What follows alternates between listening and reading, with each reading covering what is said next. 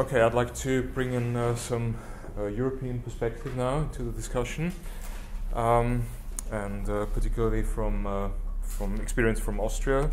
And this is part of a larger ongoing European comparative work, EU funded. And I'd like to focus in this presentation on the role of local authorities in enabling collaborative housing models. I use the term collaborative housing rather than community-led because when we look at Austria, community-led might be a bit misleading because most of the models are actually partnership models with larger providers, and there's also, especially in urban areas, there's also a strong top-down element always in it. So kind of state funding element.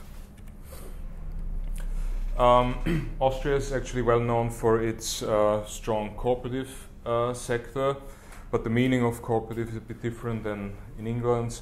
The co-ops are large providers, and some of them are engaged in partnerships to build collaborative housing, and their significance is also varies between urban and rural regions. In urban settings, such as in Vienna, they provide around 30% of homes there. So they have quite a significant role, and not so significant in some of the rural areas. And in general, there are a few studies on the collaborative sector, so on smaller initiatives. And I will focus on two urban cases, on the case of Vienna and Salzburg. This slide should give you an idea how the funding system works in Austria in terms of the role of the local level, local authorities. It shows you that actually for the housing subsidies, the local level doesn't really play an important role. It's more the regional, provincial level that can design the social housing subsidies, and this is co-financed by central government. And there's a strong redistributive element in it among the provinces. There's also kind of social housing tax collected from everyone. So this strong supply side system is challenged by some of the more conservative regions. It's also challenged by the EU because of competition laws. So there's always a discussion about building in more competitive elements. And one of the key ideas of it is that the provincial governments, they distribute the funding among their regional social housing providers. And these could be large cooperatives, they could be non-profit housing associations. And it's in their, so their role is to distribute it among particular projects, and most of the projects are mainstream top-down social housing projects, and some of it could be collaborative housing. So the first case I'd like to focus on is the case of the so-called Baugruppen in Vienna. So this model is a kind of self-build model. It's also it's also already famous in Germany and taken up there. And Baugruppen basically means that the future residents, co-plan these models. They, in some cases, take part in the construction, but these are just a few cases. But it's kind of collaborative planning and design work. So there are 6 pilot projects of these Baugruppen built, or have been built in one of the largest urban development areas in Europe, actually. That's called Seestadt Aspern. That's at the borders of Vienna, and in this neighborhood, around 10,000 homes are going to be built over 20 years. And most of it is social housing and provided by non-profit developers. and some plots have been made available for these Baugruppen, and these can be considered pilot projects.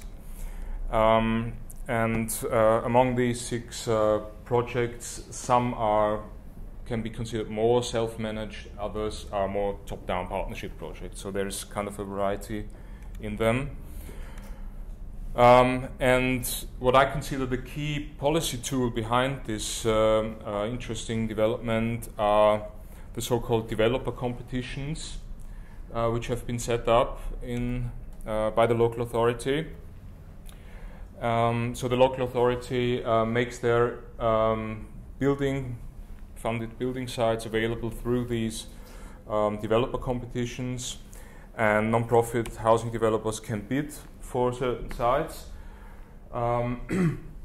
and they are scored according to some criteria, architectural criteria, of course, environmental sustainability, and since 2005. They also have to consider a set of criteria called social sustainability, and that refers to that they have to present a plan for community building, for tenant participation, for how they would tackle the social mix, and this can be favorable for Baugruppen and for other collaborative housing projects.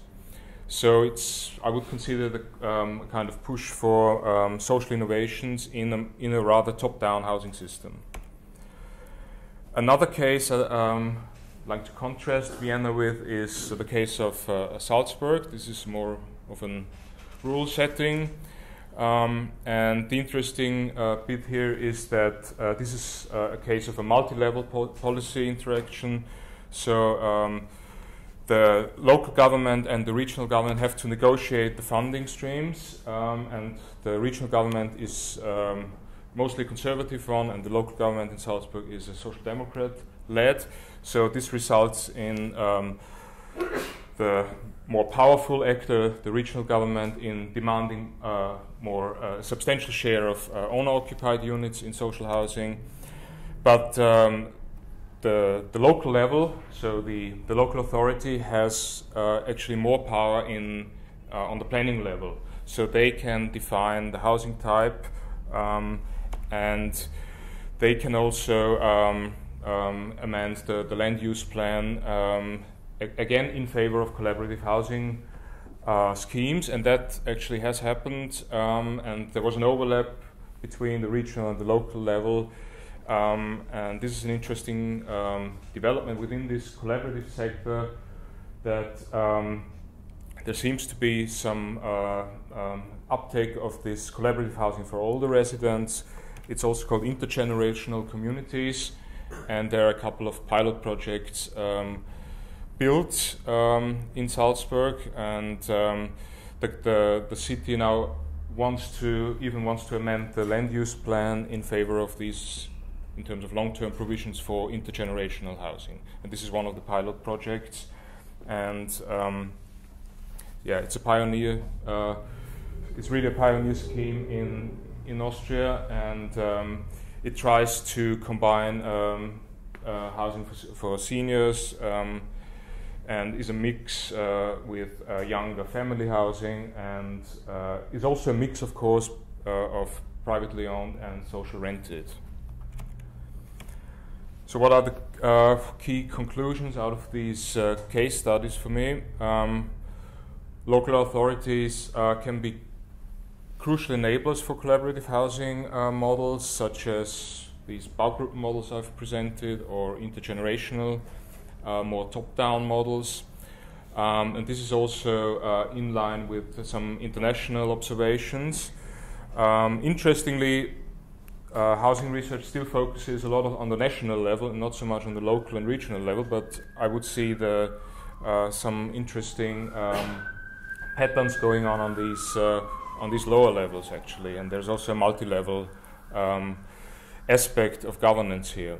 And what can local authorities do? They can, as mentioned, they can amend and design land use planning in favor of collaborative housing, and they can use this tool of developer competitions.